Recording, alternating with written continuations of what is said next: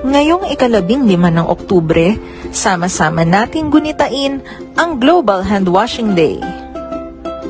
Ating balikan at isagawa ang wastong paghuhugas ng kamay.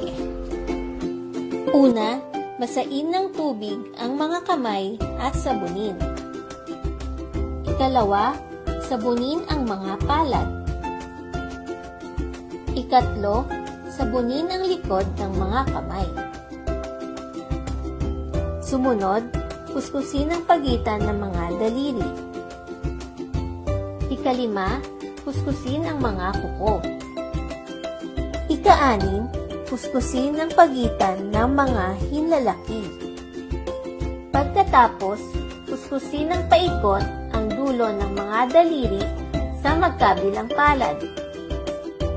At panghuli, banlawang mabuti sa malinis na tubig at patuyuin ang mga kamay gamit ang single-use towel o air dryer.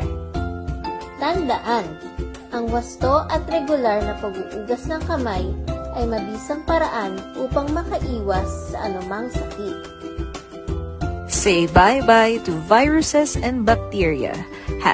#everybody wins. #our hands, our future.